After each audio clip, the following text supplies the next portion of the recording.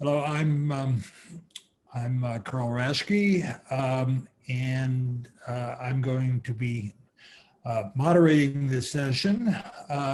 Originally, Cord Oppel, who is the director of the Center for Original and Transformation, which is featuring some of its faculty from the University of Vienna, which I have a very fond relationship with over the years.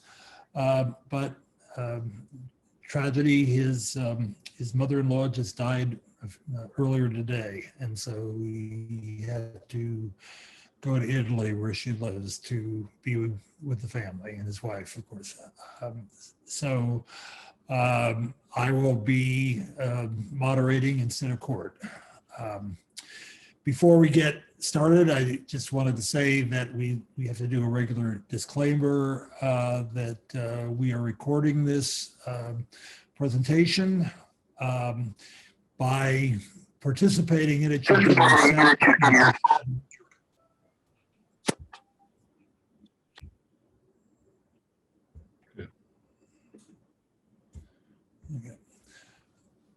you give your consent to be muted, asking your consent to be recorded. This will be made public at some point, and you also give consent to that. If you have any problems with that, you perhaps need to step away. But at the same time, I just want to mention that if you don't say anything, you won't appear in the recording either. So that being all said, okay. So we're talking, or our subject is a kind of critique of modernity from a different perspectives, which has been one of the central themes and issues in our ongoing and fascinating and very productive conversations over the last day and a half on decoloniality. So I'll read quickly the biography of our panelists. And I don't know, Rüdiger, would you like to say something about the Center for Religion and Transformation? Because I know Court was going to do that. I'd prefer not to, just what it is and what role it plays. Oh, it's just a transdisciplinary platform, a center that people of I think 7 faculties have joined up to now. It's a center of study of religion from different points of view. That's theological for Christian and Islamic, and that's religious studies, sociology. The legal department is part of it. And so let's say it's everybody who's doing some research about religion, be it Christian, be a non-Christian like Islamic, Buddhist, or what Jewish, whatever, is joining in the framework of this center and trying to do a new kind of research. Sorry, philosophy. I lost. Maybe apologies. So everybody who is doing research on religion at the University of Vienna is working together, and it's quite fruitful. We've got theological, non-theological points of view, and maybe in the end, the outcome will be a kind of new approach to religion that's not secular, not only secular, but it's religious and non-religious approaches to the study of religion. Maybe that's it. Okay, great. Thank you. Okay, so let's quickly talk about our panelists and give some biographical information. So Rüdiger Lohlker, who you just heard from, is professor of Islamic Studies at the Oriental Institute at the University of Vienna since 2003. He's head of a training course for imams, a training course for prison imams, and in hospitals. Also, he's taught at the University of Göttingen, Kiel, and Gießen in Germany, at Xi'an in the People's Republic of China, in Yogyakarta, in Indonesia, and others. And he's worked as a database consultant in Rabat, Morocco. His research includes Islamic movements, jihadism, history of Islamic thought, Islam, and the Arab world online. Our next panelist is Johann Schelkshorn. Hans, I think you go by, is that correct? Is head of the Department of Intercultural Philosophy and Religion at the University of Vienna. His main research fields are ethics, political philosophy, philosophy of religion, and theories of modernity in an intercultural perspective, Latin American philosophy. He's been a participant in the dialogue between the philosophy of liberation and discourse ethics in the 1990s. He's co-founder of the journal Polylog, a Zeitschrift für interkulturelles Philosophieren, and Achmad Munjid, is that correct pronunciation? Is assistant professor in the Faculty of Cultural Sciences and a member of the Center for Religious and Cross-Cultural Studies at Gadjah, Mada University in Yogyakarta. Dr. Munjid was a 2019 recipient of an AIFIS / Luce Foundation grant, which he used to study religious diversity and tolerance among the Indonesian diaspora in Philadelphia. Okay, so that being said, we will go in alphabetical order if we agreed, and thank you very much for joining us. Okay, thank you much for a kind introduction and the invitation to join this fascinating conversation, although I have to admit I didn't listen to everyone. That has been too late yesterday evening for us. I'm afraid I'm too fascinated by sleeping, but okay. To position myself, as you said, I'm a professor of Islamic studies, and I'm evidently an old white man. And as a professor of Islamic studies, I'm representative of one of the disciplines suspected to be colonialist. And I'm teaching at an Oriental institute that by my position, I'm Orientalist, even worse. But at least we have tried to reframe my discipline and try to define Islamic studies as a discipline to disappear. A transient discipline who may no more needed if university becomes truly universe. So it's university. The Western university is not an universal institution at all. But if it's possible, we don't need disciplines like mine anymore.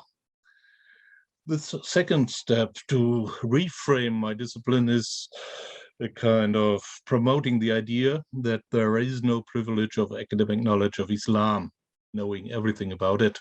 To tell a story, several weeks ago, I had a phone call by a journalist who asked me for an assessment of the law of personal status in Saudi Arabia. I answered, I'm sorry, I wrote a book about some aspects of Saudi Arabia, that's true, but I didn't study this field of personal status. Silence. But, Professor, you don't know more than me. Okay, I think a very blunt answer I gave. Maybe I do, but I don't know everything about every part of the Islamic world. It's impossible. She never called back. Second story, maybe illustrating my worldview and my approach is when I started teaching at Vienna University. In the course, one student asked me, "Oh, what does Islam say about something, whatever?" I don't remember, but I remember I answered, "Oh, why don't you ask your fellow student over there? She's Muslim. Ask her. Don't ask me. She can give an authoritative answer." Okay. Another one. This leads to the fundamental, let's say, requirement of teaching Islamic studies at a Western university, that is to be humble. and to accept it is necessary to work with Muslims, not about Muslims. That's a temptation many of my colleagues cannot resist to do. Another temptation they can't resist is to explain what Islam really is. I'm not able to do it. I won't do it. For discipline, I'm not a theologian to say it. So, a short introduction to position myself. But let me introduce my paper with a reminiscence of a conference several years ago in Vienna on transnational philosophy, as far as I remember. And I presented a paper also on Islamic astronomy, the history of Islamic astronomy over there. It's different now. But after I finished, one of the organizers, evidently shocked, what? He asked, do you mean that's a history of astronomy without Copernicus? Again, I was very short when I'm answered to this question, when I was answering to this question. Yes, it is. There's a lot of history of astronomy without Copernicus. We don't need him at all, at least at the margins, we might say. That's my way to say we, as humans, have a vast heritage of scientific knowledge ignored by conventional historical thinking. Specialists do know about it. And this knowledge enables us to enter into the process of dechaining Eurocentric knowledge and allowing to understand knowledge emerging in different epistemological contexts. And I think that fits into the context of the framework conference. I will try to give you an idea of the history and geography of astronomy in the global Islamic world and the rhizomatic structures emerging from it. And even, it's reaching Western Europe. When scholars reflect on the history of astronomy, they tend to restrict themselves to well-defined geographical areas. So far, scholars of science studies have not devoted sufficient attention to examining the intersections of scientific relations on a global level, especially as far as the history of astronomy is concerned. That's what I'm talking about. It could talk about medicine. We've done some research in this field too. Western or European historians of science tend to ignore that an important, maybe the most important part of the history of astronomy was written outside the confines of Eurocentric worldviews. In fact, China, South Asia, I know I've learned about the difficulties, and various Islamic countries from Central Asia to Al-Andalus to the Iberian Peninsula had their own traditions of astronomy. Maybe the Jesuits did know a little bit about it. By the way, I'm not advocating those who claim that Islam was first, a very usual bottom line of some contributions to the history of sciences in every field. But let us start into entering the process of dechaining this history by looking at the history of astronomy without Copernicus, leaving Europe and, allow me, North America at the margins. This paper will focus on pre-modern Islamic traditions of astronomy and their relations to other traditions in China, and it's again South Asia, but I will think about it. Taking cues from Janet Abu-Lughra's analysis of the non-European world system, the history of science therefore has to be reconceived as a global system of scientific exchange, not separate entities working in this field. The main languages of cultural and scientific exchange in the period discussed here were Arabic, Chinese, and Persian. Other languages like Sanskrit were of lesser importance. A paradigmatic case you may not know, I'm quite sure, is Mohammed Ibrahim Al-Fazari, who died in early 9th century Christian era. He was famous for supervising the casting of the horoscope that led to the founding of Baghdad in 762 Christian era. And he is famous for his pivotal From the role. Guardian, huh? So? Sorry? No? Somebody, I just have to mute them. Go ahead. Somebody in the Yes, yeah, okay, but it's fine. Let's mute myself and we can enter into the discussion. But he is this guy, Mohammed Al-Fazari, was also known for his research into Indian, South Asian astronomical research by translating Sanskrit works into Arabic and including some material from Sasanian, that's Iranian astronomical tradition, and a little bit of Ptolemaic, that's Greek tradition. So it's quite a very hybrid approach he was following, and that's quite the normal situation of the early Islamic Empire. Another aspect of his fame is his role in introducing the instrument of the astrolabe in the Islamic world. I will talk about it later a little bit. But that leads me to another aspect of the history of astronomy and studies have shown that laboratories, instruments, and buildings, all of them, you may call institutional aspects of sciences, are integral to scientific knowledge production.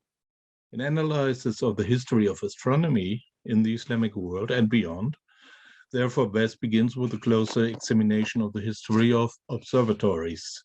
This, the context these buildings are constructed in. After having established rather sketchy the multilingual heritage of Islamic astronomy, we can trace the first planned and programmed astronomic projects, what I like to call build astronomy, to the reign of the Abbasid Caliph Al-Ma'mun, who died 833 Christian era. He initiated a program of astronomical observations in Baghdad, which subsequently continued in Damascus. Astronomical observations continued throughout the following centuries. I can't follow this aspect of the history of astronomy. The city of Maragha in Azerbaijan, Iranian Azerbaijan, was home to the most famous observatory in Islamic history. The building that was built under the patronage of the Iranian ruler, Mongolian Iranian ruler Hulagu, who died in 1265 Christian era. Its director was a guy who was maybe unknown to most of you, Nasir-ad-Din Tusi, died 1274 Christian era, but he was one of the most brilliant philosophers of his time, a mathematician, a theologian, an architect, a physician even, and he was instrumental in establishing trigonometry as a discipline, in mathematical discipline in its own right. And he wrote a challenge of Ptolemaic astronomy, and he conceived what is known as the famous Tusi couple. Don't be afraid if you haven't heard about it, but it's at least among astronomy.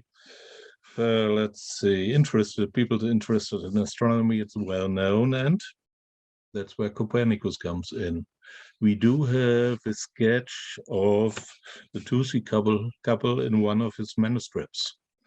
Evidently, he didn't know Arabic, but he evidently has taken it from a manuscript imported to Europe at its time from the Iranian world, maybe. Maragha, The observatory I've been talking about was the leading observatory in the Western New Mongol Empire, and it's attracted scholars from near and far. Various sources mention a number of eminent Chinese astronomers and scholars working in Mada.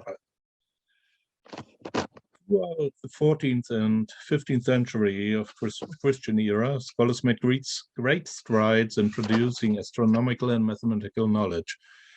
A Timurid ruler in what is now Uzbekistan, himself a renowned astronomer and mathematician, founded an observatory in the city of Samarkand.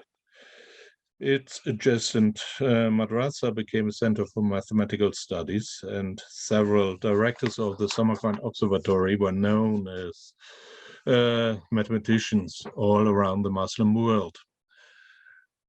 This observatory in Samarkand still exists, some remains of it,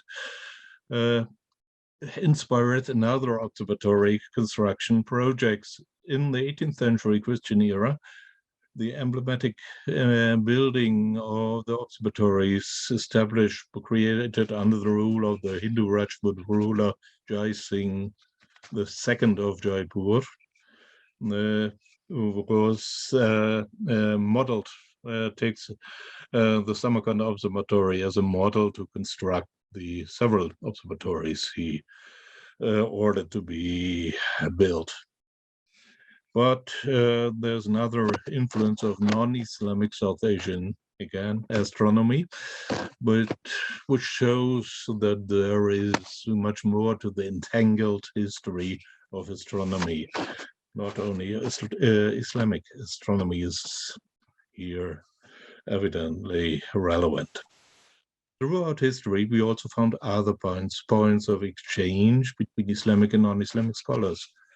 I have already highlighted the Maragha Observatory, where Islamic and Chinese astronomers collaborated. At this location, Jamal ad-Din ibn Tahir al-Bukhari, native of the city of Bukhara in Central Asia, may have inspired some Chinese engineers who started to build observatories in China, and he traveled to China to teach Islamic astronomy over there. I will return to this aspect shortly. Further in the west, Byzantium also stands out as a contact zone between the Islamic world and Europe at this time. Byzantine scholars translated the works of Islamic astronomy into Greek and then transferred this knowledge to Europe. After the Ottoman conquest of Constantinople, this relation was to a certain extent reinforced when a scholar of Egyptian origin, Taqiyuddin, built a new observatory in Istanbul. It has been a kind of competition between the Istanbul Observatory and the Observatory of Tycho Brahe, who was ordered by the Habsburg emperor to cast an astrological forecast about the demise of the Ottoman Sultan. The Ottomans, vice versa, were keenly interested in astrological information about the fall down of the Habsburg Empire, but that's another story. Astronomical knowledge was also passed on through instruments. I have many museums and collections nowadays feature some of these instruments, especially the astrolabian. Maybe interesting, I mentioned it before. And these instruments may show us another aspect of the history of astronomy, the exchange of instruments and knowledge, how to use instruments. To provide us with some further ideas how astronomic knowledge moved around the globe, we may look on astrolabes as a symbol of the heritage of astronomy. The oldest known astrolabe from the Islamic world is dated around 927, 928 Christian era from Iraq. and may be created by a certain Nastulus or Bastulus, it depends on the reading, indicating that it was made by non-Arab and non-Muslim. The chapter on astronomers, on mathematicians, engineers, musicians, calculators, whatever else, in the famous bibliography of Ibn Nadim from the 10th century Christian era, lists many writers of the astrolabe and astrolabe makers, telling that at the time of this guy, Ibn Nadim, there was an awareness of the need of having capable instrument makers to keep the intellectual endeavor of the early Abbasid Empire to acquire knowledge, all knowledge available, running. This allows for a short, let's say, excursus into the gender aspect of this history. We have a very precious remark on one astrolabe maker called Al-Ajliya, evidently of Arab origin, who made the kind of astrolabe as the court of a Aleppo ruler at this time, in the 10th century. Maybe interesting to ponder about museums collecting all the historical heritage of Islamic astronomy all around the world, but less in the Arab world or in the Islamic world. At least last 20 years, 30 years, some museums at the Arab Peninsula try to buy as many parts of the heritage back to the Arab world. But would be fine to think about another way to go beyond border thinking, about reappropriating the heritage of the Islamic world, the scientific heritage. To make a long story short, we could look into another aspect, that's the translation process of manuscripts into many languages. I alluded to it already, from Arabic to Greek to Chinese, and we have had a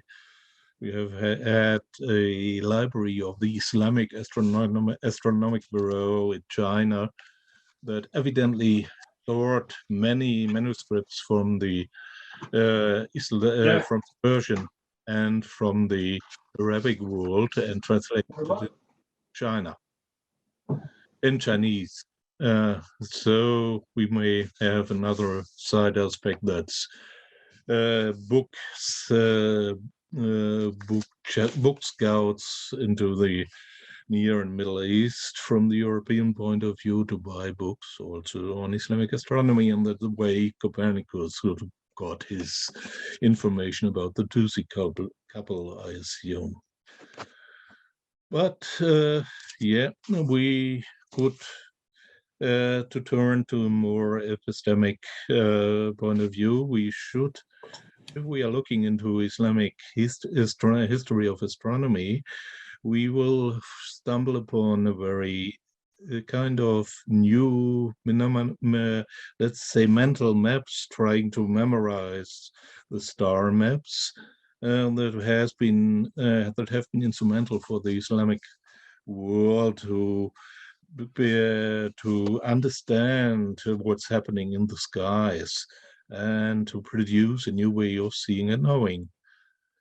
I could continue about this way a long time, but I would like to stress we need to not only to remap the territory, the geography of knowledge, we should also remap the astronomical, let's say, the geography of the skies. We have to rethink the way we are looking at it, at least historically. And we have, as a tool to turn this way, I would like to propose in an initiative to rename the bastardized Arabic names of stars. It's ridiculous if you're reading it and you know Arabic. What we are reading there, over there, the names of the stars.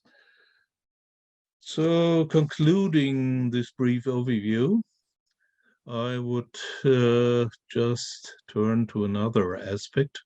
That's the intricate relation of Islamic theology, philosophy, and Sufism to natural philosophy. It's not exactly sciences I've been talking about, but we can state that there has been an epistemological influence of the sciences, that's astronomy, but also optics, astronomy, chemistry, and other sciences that have influenced the way theological treatises, philosophical treatises in the 15th century Christian era have been written.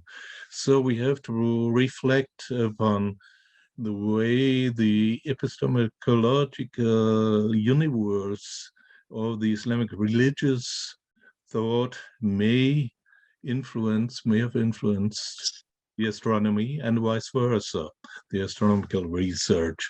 And that's interesting for me.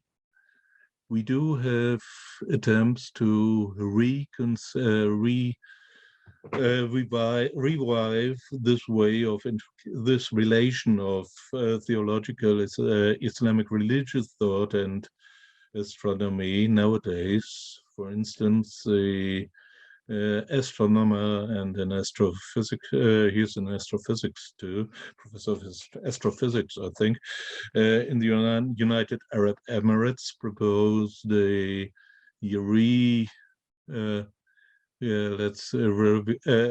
propose to revive an approach that combines Islamic religious thought and up-to-date natural sciences. And that's a very influential thought for now, but it's getting much more influential. But coming back to the beginning, Islamic studies usually ignore these attempts. Okay, I have to admit, I'm about to publish an article on this guy from the Arab Emirates, but at least I told one of my colleagues about it, and she asked me, Ideal, and that's his name, who? Never heard about him. Maybe in Indonesia you may hear about it, but not in Europe, evidently. That's what I wanted to tell you. Thank you for your patience, and I think my colleagues will have a lot to talk about. Thank you, Rüdiger. Okay, as everybody in mind, we have an hour and a half. We can go a little bit over, but if we be mindful of the time, so at least everybody can present here, even if we don't get time for conversation. So, Achmad.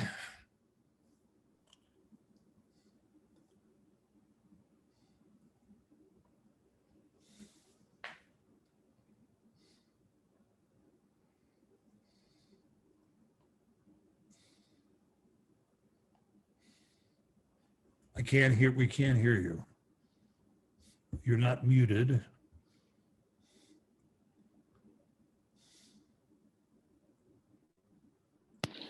Okay, then I don't have to use my microphone then. Can you hear me? Yes, now we can, yes. Okay, Thank you. Very good. All right, thank you very much, Carl and Rüdiger and Johan and others. It's 12:19 a.m. Indonesia time. So I hope I'm still awake while talking, and so you can understand me. Okay, to make it brief, my presentation entitled Decolonial Thinking and Doing Through Interreligious Dialogue as Social an ethical critique, an Indonesian story. I have to admit that I'm kind of new to this discourse on decoloniality, but I'm excited to learn from all of you. So in this paper, I would like to discuss how the practice of interreligious dialogue that emphasize on the function of religion in public life as social, moral, and ethical critique, in fact, can be considered as a form of spiritual option in the colonial thinking and towards pluriversality as a universal project. In other place, I have argued that religion has two ambiguous functions in public life, namely as instrument of legitimacy and as social, moral, and ethical critique. Most founders of religion throughout history initially launched religion primarily as social, moral, and ethical critique. In its later development, however, especially when religion grows bigger with significant bargaining power, it is easily shifted mostly into an instrument of legitimacy. When religion becomes an instrument of legitimacy, its function as social, moral, and ethical critique decline, and vice versa. When effectively function as social and ethical critique, its role as instrument of legitimacy can be kept in check. The two functions of religion in public life always swing like a pendulum over time. Now I will focus on Abdurrahman Wahid's idea of on his interreligious dialogue. Abdurrahman Wahid is a prominent Indonesian Muslim leader who became the fourth Indonesian president for 2 years. So I will focus on his phenomenal works in interreligious dialogue as a means of social solidarity across religions to address social, moral, and ethical problems. Wahid was born in 1940 and passed away in 2009. It is safe, therefore, for me to talk about anything about him, including my interpretation that his ideas can be understood from the colonial perspective. Due to his active role as religious leader, social activist, and public intellectual, especially in between the early 1980s when Suharto's New Order regime was most powerful, until its decline and Suharto was removed from power in 1998, following the financial crisis that hit Asian countries, Wahid frequently ran into deep troubles. Wahid emphasized on religion as social, moral, and ethical critique through interreligious dialogue, repeatedly brought him in confrontation with Suharto's regime that treats religion as instrument of legitimacy. I will explain about what I mean by religion as instrument of legitimacy shortly. In a striking contrast with Sukarno, the first Indonesian president, throughout his tenure from 1967 to 1998, Suharto and his New Order regime are obsessed with Western modernity, as manifested in massive Westernization project called Pembangunan Nasional, or national development or national modernization, that fundamentally transformed the country along with its profound consequences socially, culturally, economically, politically, and otherwise. With its very systematic and programmatic pervasive control over all aspects of people's life, Suharto and New Order regime based their modernization project on what James Scott calls as high modernism or high modernity, an unreserved confidence in modern science and technology as a means to reorder the social and natural world. It is true that Westernization and modernization project under Suharto to transform Indonesian agricultural society into industrial society have brought in new economic opportunities and other possibilities. But it also caused social dislocation, cultural disorientation, and spiritual crisis. While public was excited by the promise of the New Order's modernization project, Wahid wrote quite extensively about the hidden reality of massive urbanization, forced relocation, and mandatory inter-island transmigration, the forced use of birth control, compulsory religious instruction in public school, prohibition of religious missionary works, forced fusion of political parties, socially engineered dramatic change from non-rice to rice staple food, massive deforestation, highly centralized and uniform management of education, systematic marginalization of local belief, knowledge, tradition, norms, and values, etc. All in the name of modernization project that has caused mounting social problems. Ethnic, racial, and interreligious tensions can be kept under control during the first 2 decades of the New Order due to the regime's military force. However, in the mid-1990s, when Suharto's military support has decreased significantly and his authoritarian regime ceased to work effectively for various reasons, horizontal conflict started to unleash and eventually exploded in a series of riots across the country and Muslim-Christian war in 2000, soon after the regime collapsed. Wahid consistently reminded the dark side of modernity behind the New Order's modernization, which basically means Westernization. From the very beginning, Suharto's New Order regime has treated religion as instrument of legitimacy. Suharto rose to power in the wake of 1965 anti-communist massacre that took at least 1.5 million lives. He was a Trojan horse amid Indonesian political chaos at the time. When he eventually gained the power, he brutally and systematically extinguished anyone and group accused of being communist or have anything to do with communism.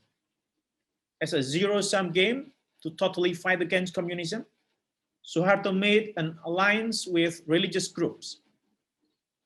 Since communism is perceived as identical with atheism, religious groups are the best partners. Suharto and his regime then even required all Indonesian citizens to explicitly identify their religion on the national ID card after crossing out Confucianism from the list. Unspecified religious identity can be easily twisted to accusation of communism, which might cost someone's life. Since 1965, religious instruction is made compulsory from elementary school to university until today. White argue that the use of religion as instrument of legitimacy only make religion lose its vitality in the process of social transformation. He pointed out how Islam in Indonesia has been primarily busy with peripheral issues, empty symbolism, and routinized ritual. Amid the rapid social change, such religion is an easy prey for manipulation. In that regard, modernization only alienated religious people from their reality and from each other. In the end, modern mind will easily find what it is looking for, that religion, in most cases, is part of the problem than part of the solution. Meanwhile, the number of people attending religious places of worship skyrocketed after the 1965 massacre. Unexpectedly, mutual suspicion grew, especially between the Muslim and the Christians, as the largest groups. The Muslims were shocked looking at the rapidly increasing number of people coming to the church, while the Christians was also equally afraid when they looked at the neighboring mosques packed with people. The story of Christianization of Indonesia in a few decades spread rapidly like wildfire among the Muslims. The presence of aggressive evangelical Christians from several Western countries made the story sound much more reasonable. At the same time, the story that Muslims are working hard to convert Indonesia into an Islamic state spread swiftly among the Christians as well. With regard to the history of rebellion by several Islamist groups, this is also not entirely baseless concern. Again, for Wahid, this is part of the reality when religion is functioned as instrument of legitimacy. Soon after the communist was crushed effectively under the military force, the Muslims who used to be an ally then was treated as the next serious political threat. The fact that historically there were several rebellions by Islamic groups to establish an Islamic state became an easy justification by Suharto to crush his political enemy from among the Muslim groups. By adopting the old policy under the Dutch colonial government in the handling of the Muslims, after listening to the advice of Snooker Gronje, the anthropologist, Suharto provided enough space for ritual Islam, but had no tolerance for political Islam. Under Suharto's regime, religion is treated mostly as an instrument of legitimacy. Initially, religion was used to fight against communism, but then religious group is seen as the next potential enemy after the communist was gone, and they should be controlled in order to justify the existing regime. Until the mid-1980s, despite majority, Indonesian Muslim was marginalized in politics, in economy, in bureaucracy. The phenomenon is known as Muslim with majority with minority mentality. Meanwhile, the rapid increase of both Muslim and Christian groups in the wake of 1965 communist massacre has led to mutual suspicion among the two largest groups. There was not enough available space for different religious groups to talk to each other. The new order created an acronym called SARA, meaning ethnicity, religion, race, and class, as taboo in public discourse. To keep political stability, the necessary condition for the success of modernization project, anything to do with ethnicity, religion, race, and class should be kept in private space, never an issue for public debate. Religion is also treated as instrument of legitimacy under the new order by referring to what happened in 1990s, the last decade of Suharto's regime. During the time, Suharto's military base has weakened significantly, as I mentioned earlier, as an unintended consequence of modernization projects through public school, public health service, etc. A new Muslim middle class emerged as important group with significant economic and political bargaining power. Although Muslims were marginalized for the first 2 decades of this power, now Suharto turned to Muslim and made them a favorite ally. His cabinet and bureaucracy turned green during the time. After being pushed aside for a long time, most Muslims enjoyed the euphoria of being the favorite ally. Many Islamic groups, many Islamic organizations and associations emerged. For Wahid, however, that was a troubling situation. Therefore, he refused to join the ICMI, the All Indonesian Muslim Intellectual Association, an organization that played major political role around the last years of Suharto's presidency. Wahid argued that it was just another form of the use of religion as instrument of political legitimacy, a new form of sectarianism that is dangerous for the country. His suspicion was proven to be true when the ICMI's network played a major role around the Muslim-Christian open conflict in Ambon in 2000. It is also in this context that Wahid's work in interreligious dialogue is perceived as a dangerous move by the regime.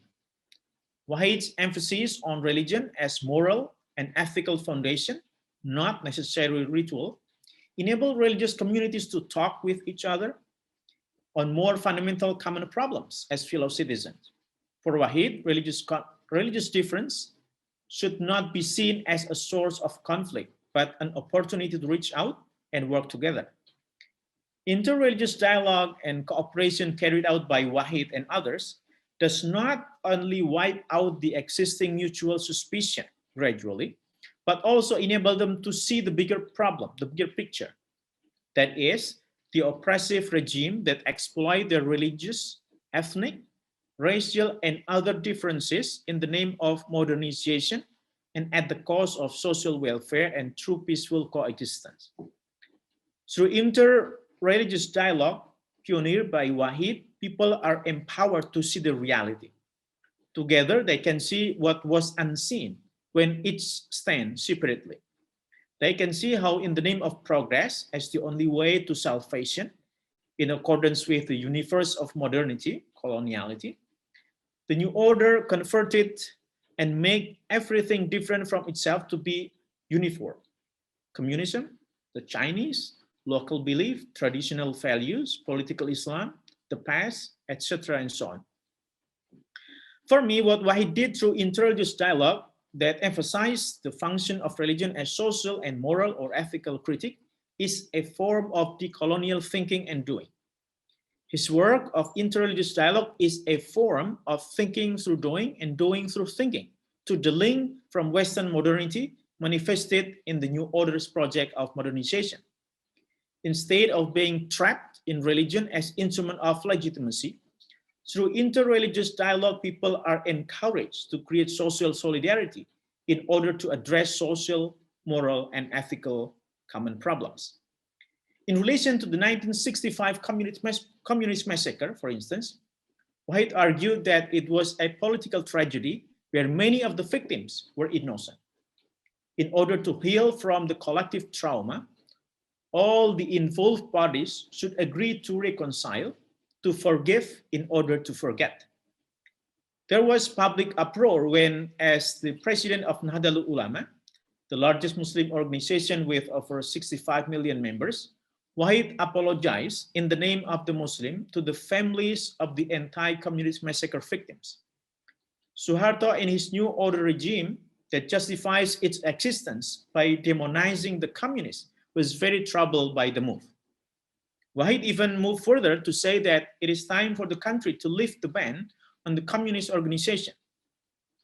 The global reality demonstrates that communism is dead.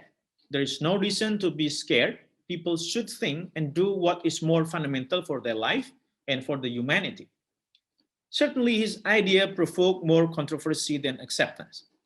In any case, through interreligious dialogue, Wahid's invitation to rethink the people's way of thinking about reality has been transformative.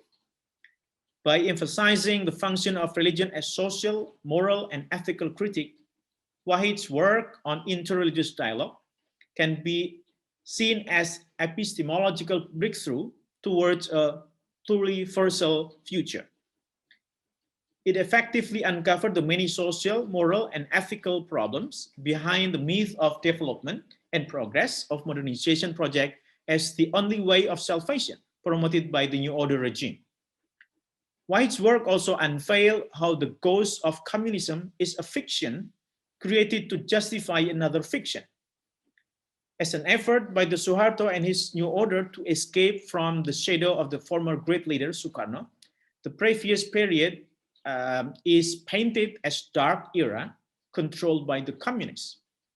Despite the complicated stories behind the 1965 bloody tragedy, for the New Order, the communist was the mastermind.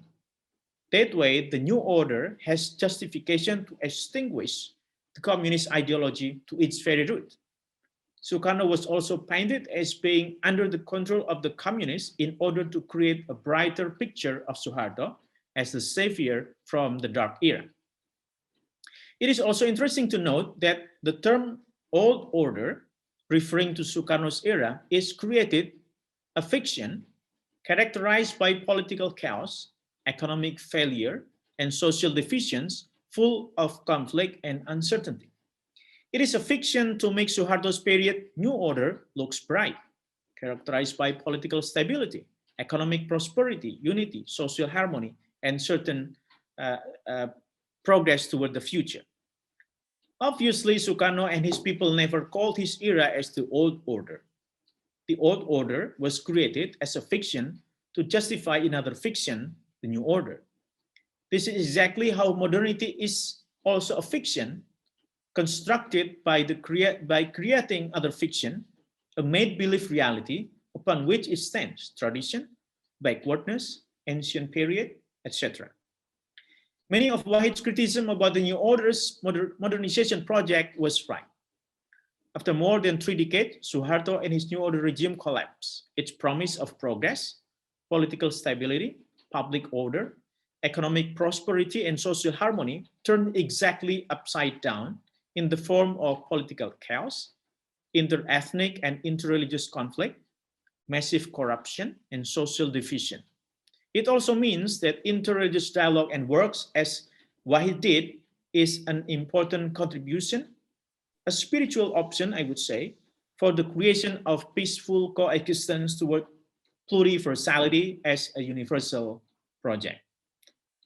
With this, I end my presentation, and thank you very much.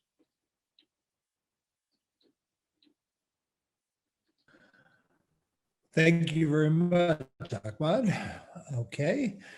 And Schelkshorn is our next final presenter.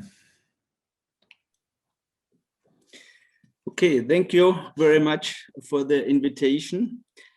Yeah, I'll begin with a personal preliminary remark.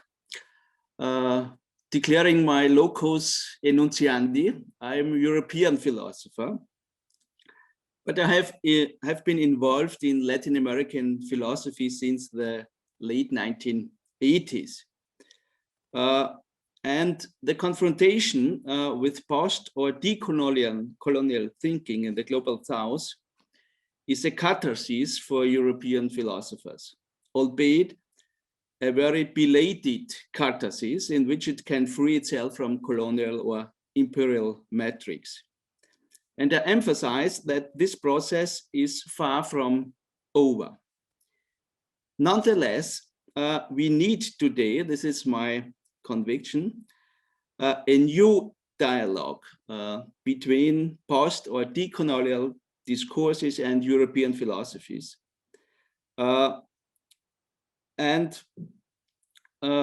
Yes, European philosophies which have interiorized the criticism of decolonial and post-colonial thinking.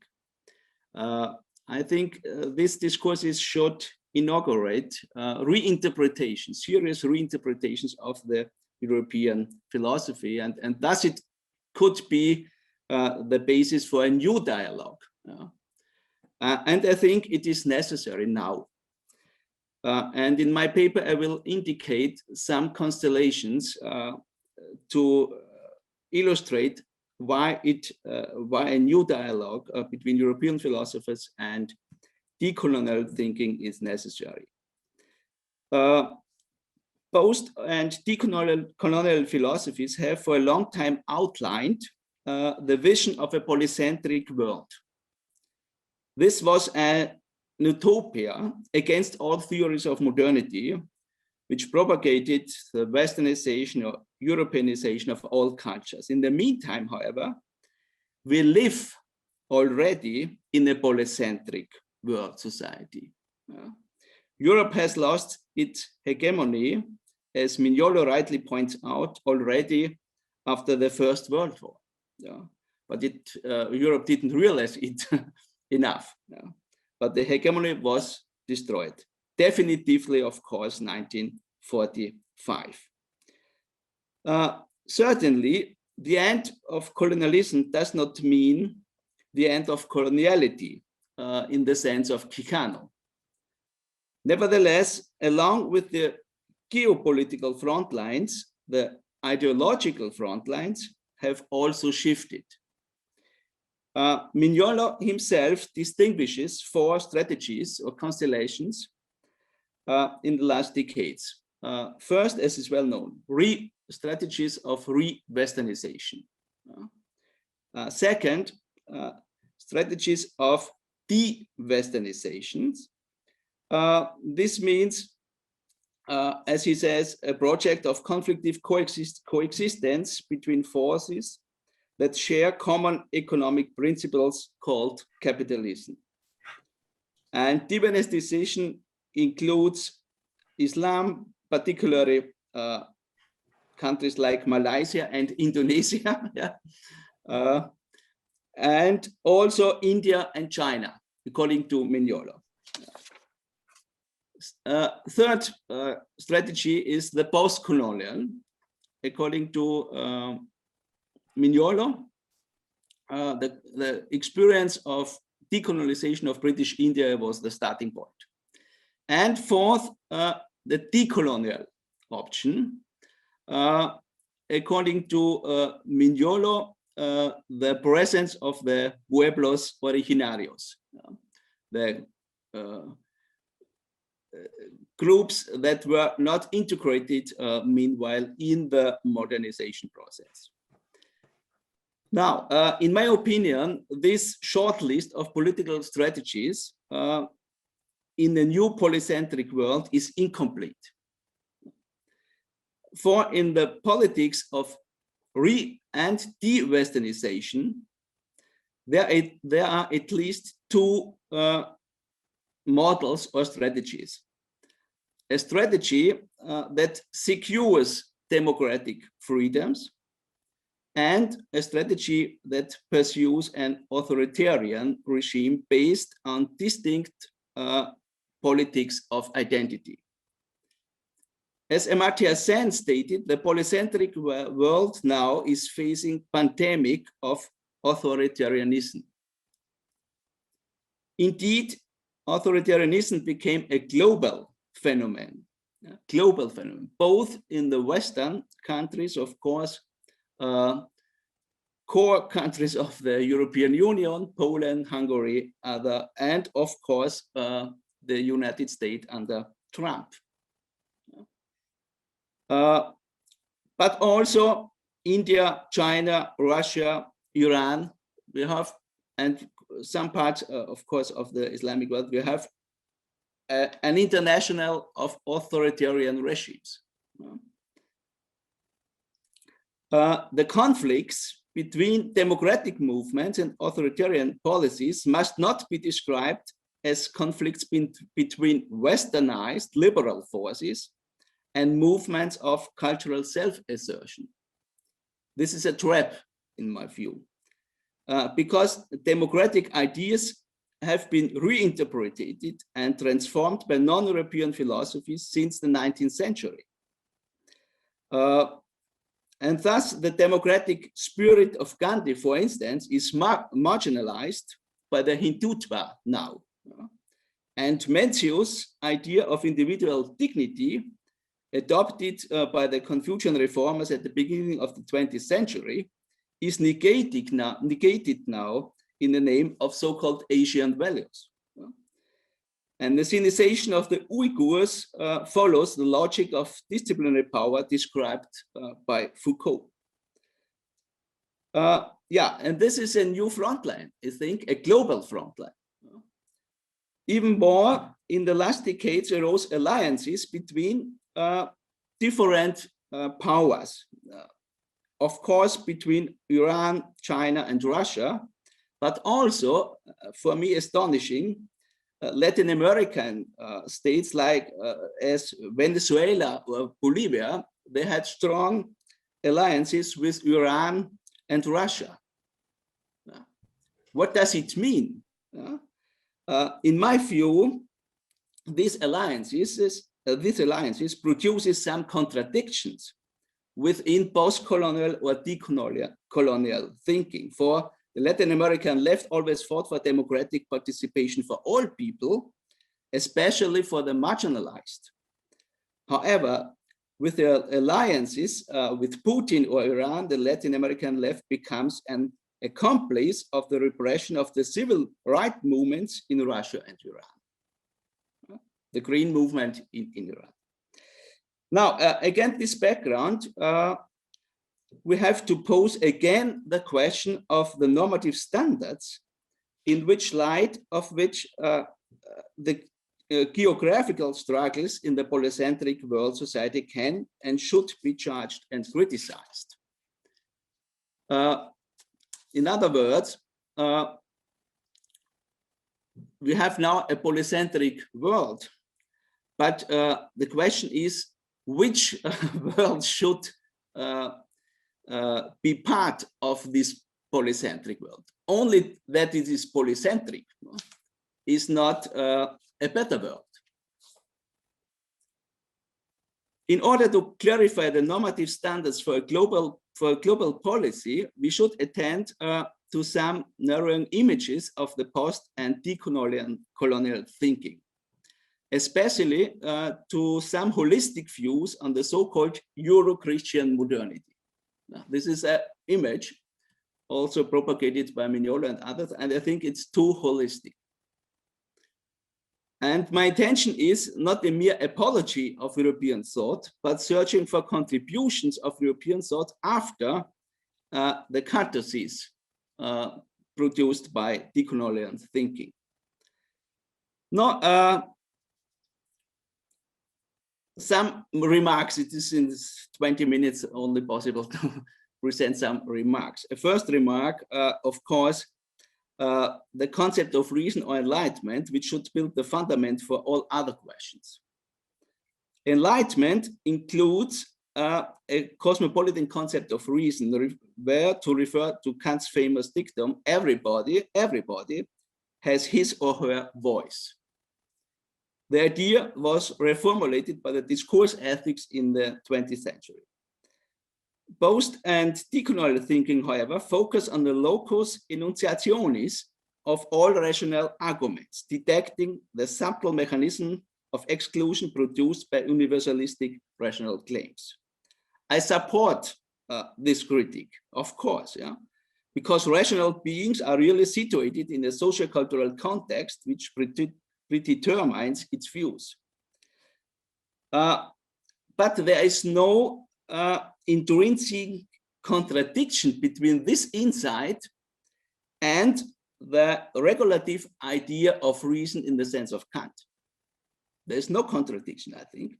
The insight in the locus enunciationis of all rational arguments doesn't destroy, but concretize the idea of a cosmopolitan reason defending excluded voices.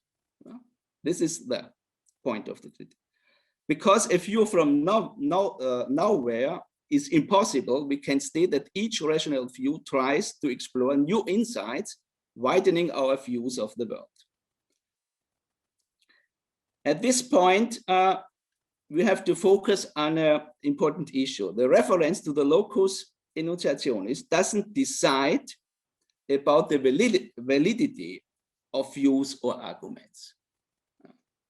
It merely relativizes all views and creates space for a wider forum in which previously marginalized voices can be discussed. Which voices can claim rational validity, however, can only be examined provisionally in finite disputes. This is very important. However, the norms of the discourse, of the dispute itself, such as the principle of universal equality to integrate all possible voices, are obviously non-provisional but unconditionally valid norms. And they are presupposed also by decolonial thinking. Therefore, I can accept Mignolo's critique on racism and imperial orientation of the European Enlightenment, but I cannot understand his following critique when he says, ethics of discourse assumes an abstract universal space from which to recognize and where to include. That is the standard version of multiculturalism from Charles Taylor to Jürgen Habermas, in spite of the differences between them. No, I also criticize Habermas' Eurocentrism in his political philosophy and theory of modernity. But this critique refers to concrete views, but not to the formal principles of discourse. And even Mignolo's critique permanently presupposes the fundamental norm of the discourse ethics.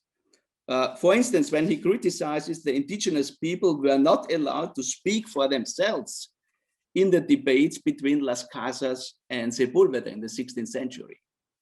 Or he criticizes that the Chronicle of Poma de Ayala could not reach the European auditorium.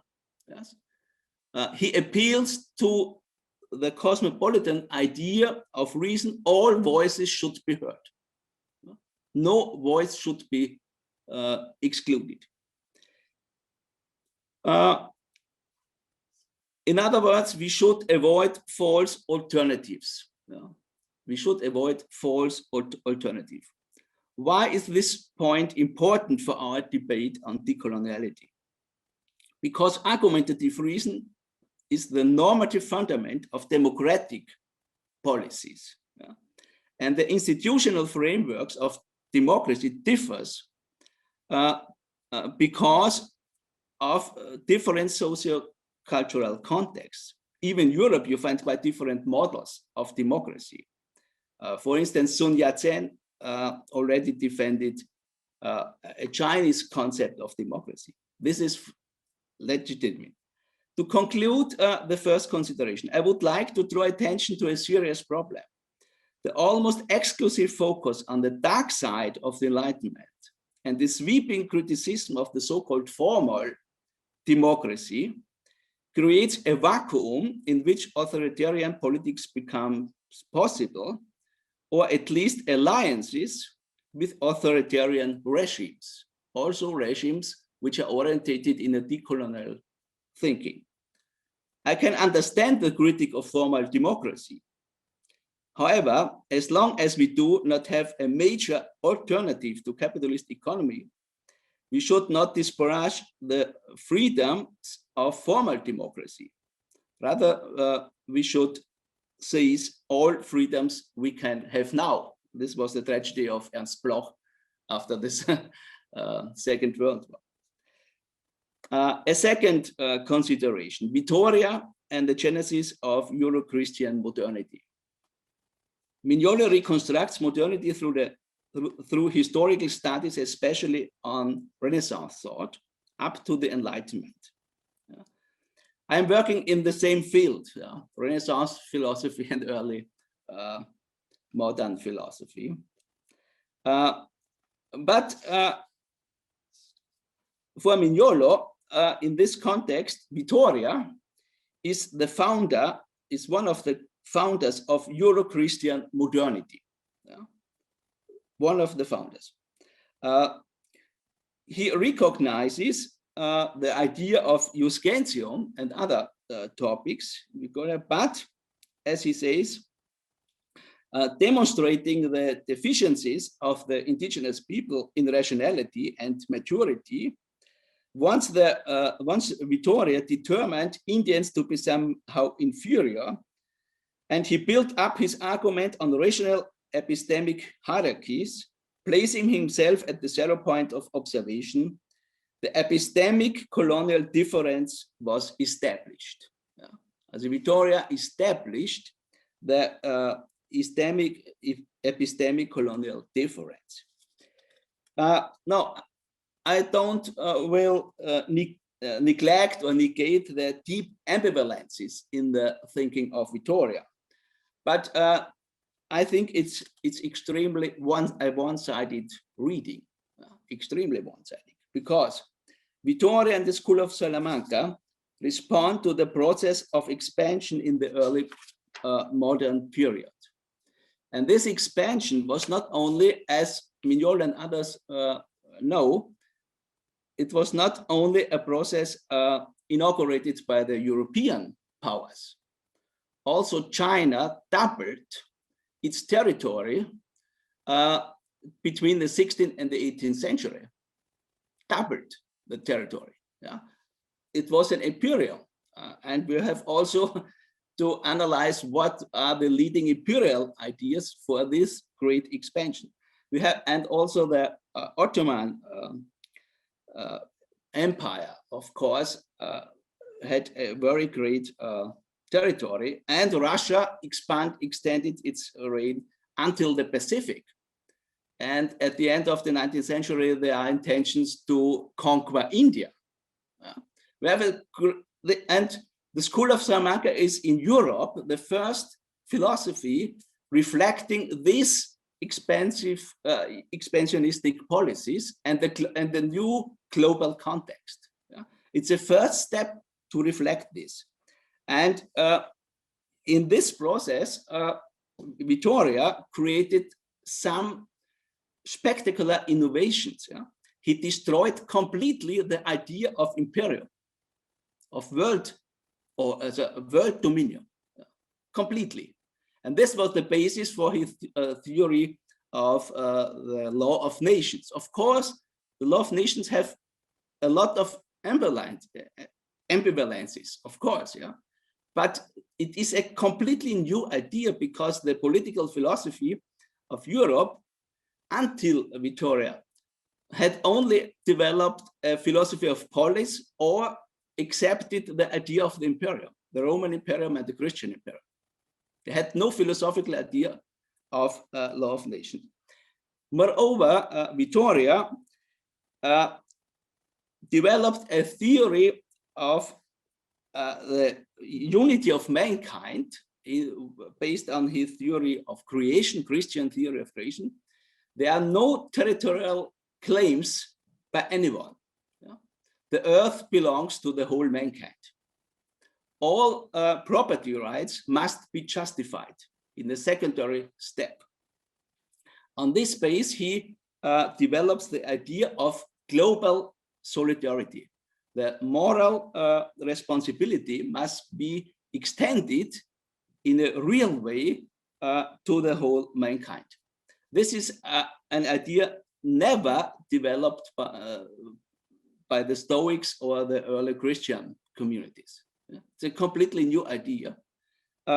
And I think also the decolonial and post-colonial thinking are based on such very strong ideas of moral responsibility in a global scale.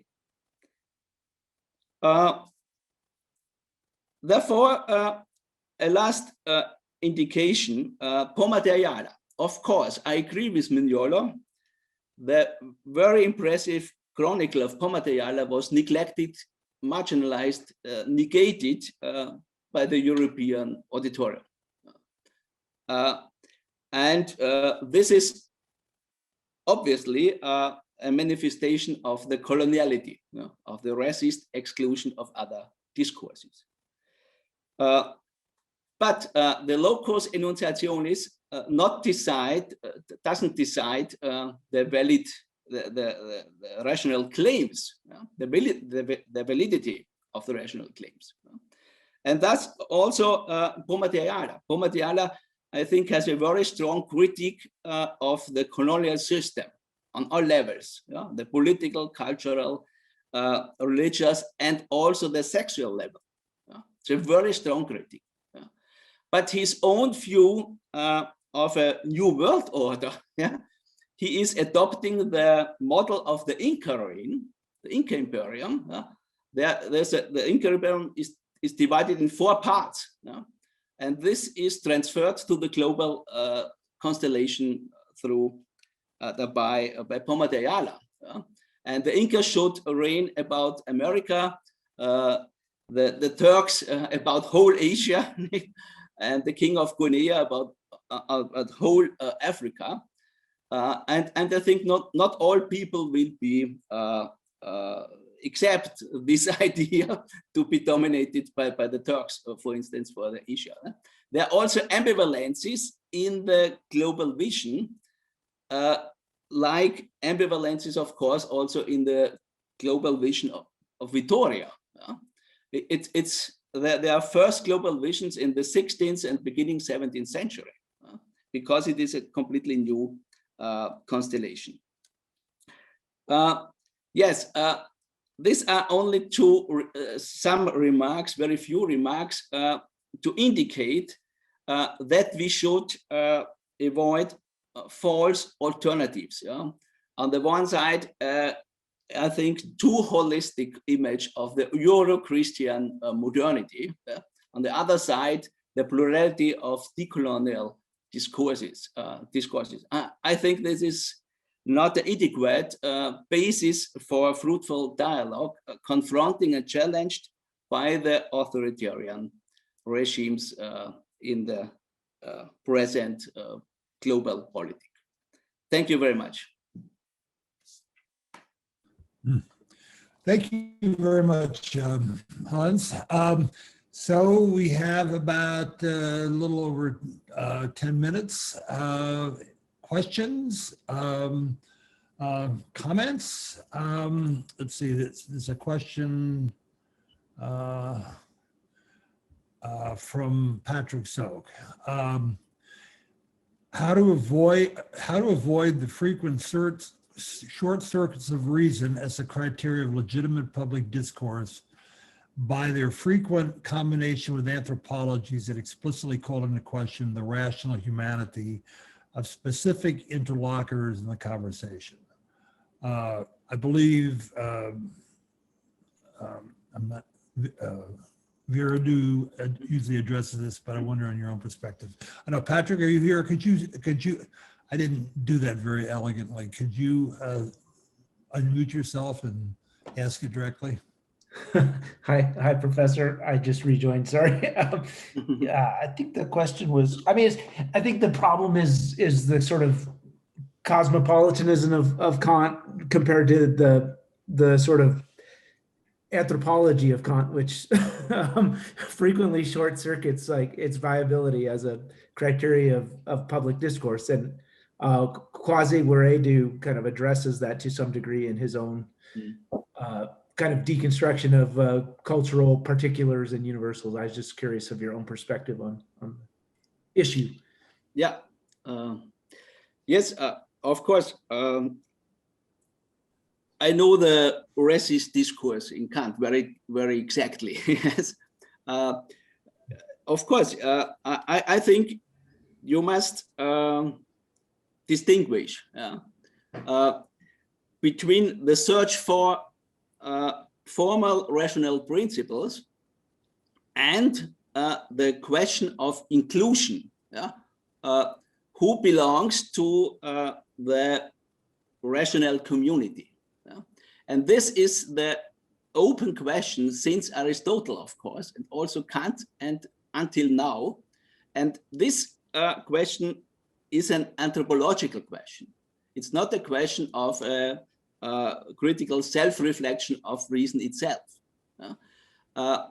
And you need anthropological arguments, of course. And here Kant and innumerable others as developed racist theories.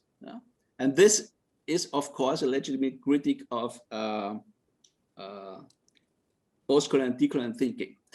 To Viredo, I would refer also to my to the dialogues between Apel and Dussel. It was the same problem. Of course, also the so-called rational formal principles must be discussed in a global discourse.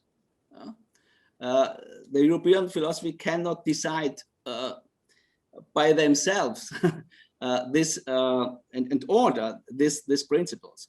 But in the discourse between Dussel and Apel, there was always the question in the center of the dispute: how can we found adequately universal perspectives, normative universal perspectives? Because the critique of decolonial thinking of the global repressive modernity presupposes a universal criteria to criticize the global modernity. And this was Dussel aware. He himself, his ethics of liberation has founded a universal principle in another way than the discourse ethic. And so we must, I think, widen this discourse. This is for me a very fruitful discourse, not a false, it's not prisoned by a false alternative.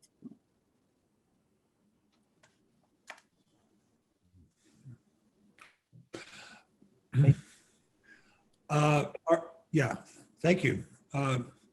Are there any other questions? Okay, if there aren't, I'd like to ask a question because you brought up Kant.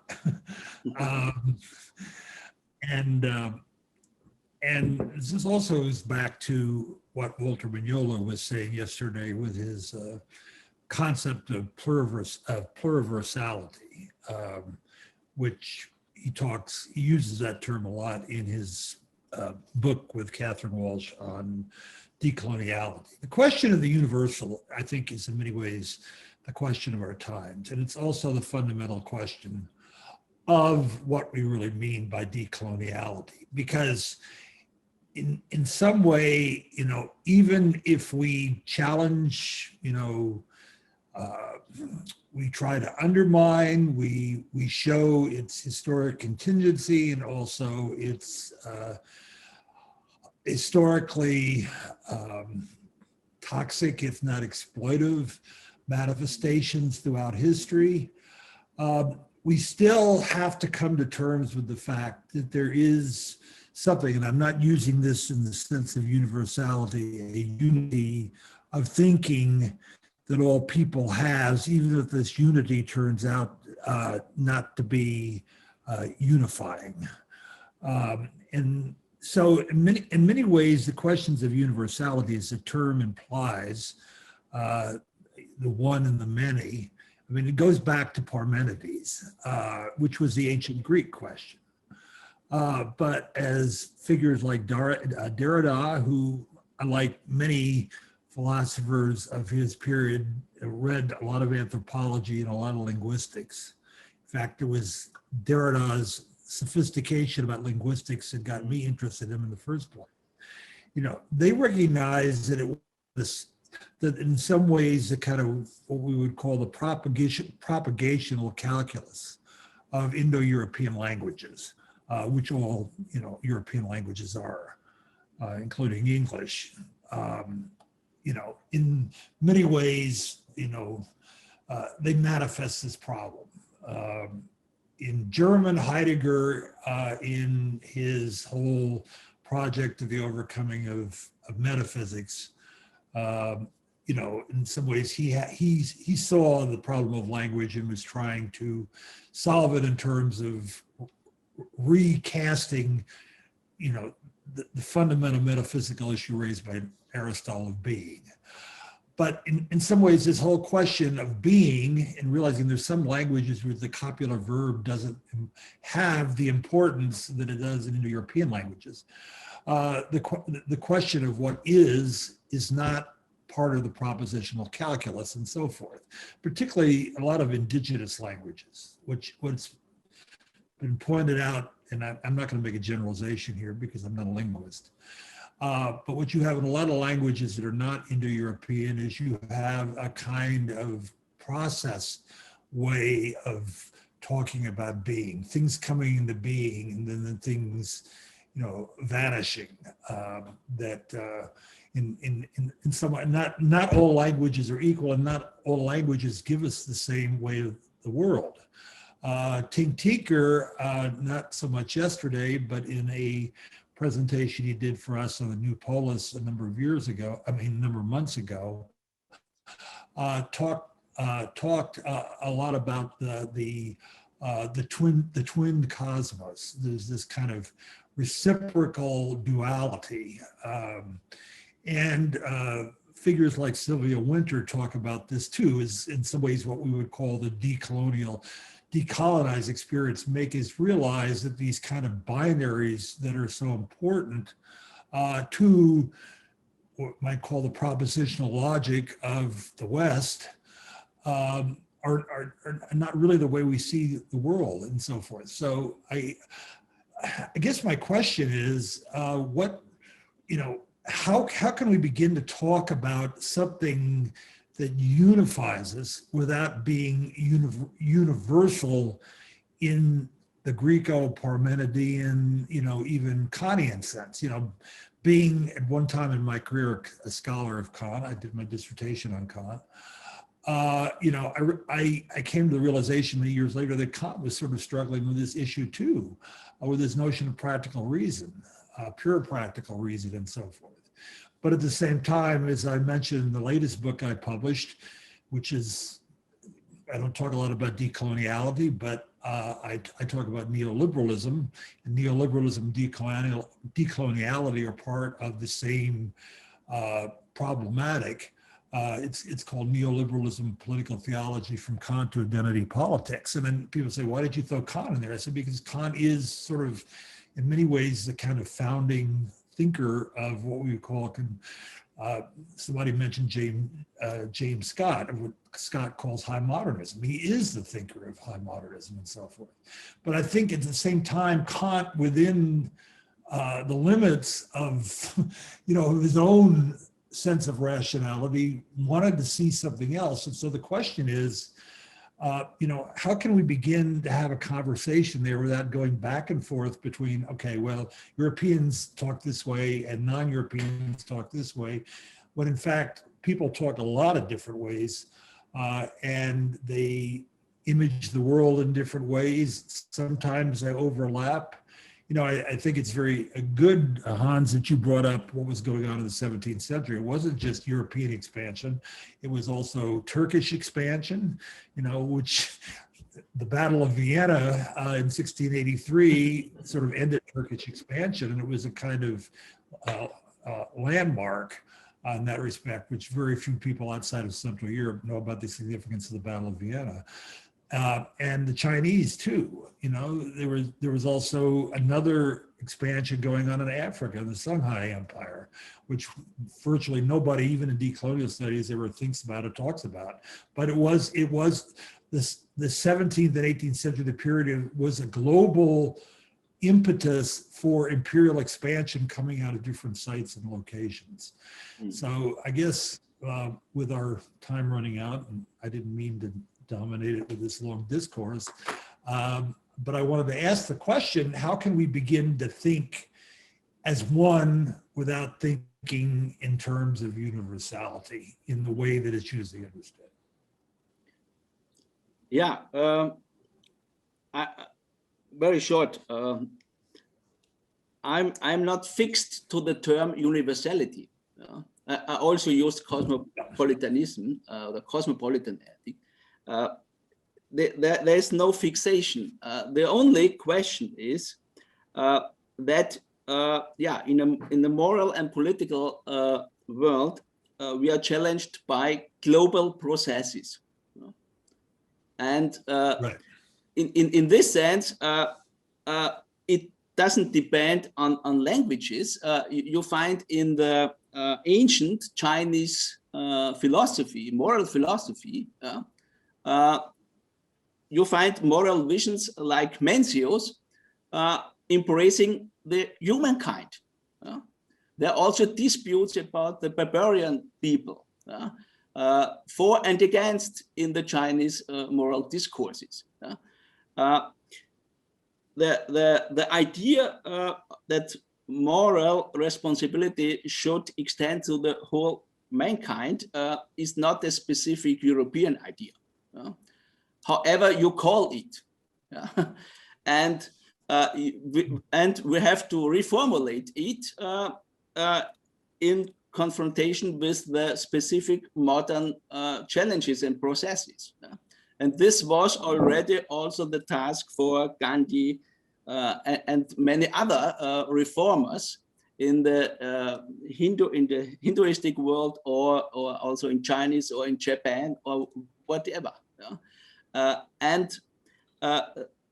Yes, I'm not fixed to a specific concept, universality or the cosmopolitan. They are European. I'm very open for other concepts. The only indication I will stress is that we have to open our discussions to the global horizon. And also indigenous people are confronted with power relations. They have a global dimension, and react, and they analyze also the global structures in their fights against some repressive or exploitative practices. And yes, and what I call the authoritarian politics of identity, these are traps for me to avoid this global constellation. And I observed that many thinkers of the so-called neo-right or the right-wing, extreme right-wing ideologies in the West, they're referring to authors of intercultural philosophy to justify their extreme holistic politics of identity. Of course, this is an instrumentalization, but we have to be aware that there are perhaps some links. And I mentioned the alliances between Venezuela and Iran and Russia. Why it is possible, neglecting the civil rights movement in these countries. Why not building alliances with these groups? In my understanding, this would be a more adequate perspective for liberation ethics. And so I want also indicate some problems. And of course, a global, universal, or however you name it, ethical project must be the object of a global discourse. And this is my research field.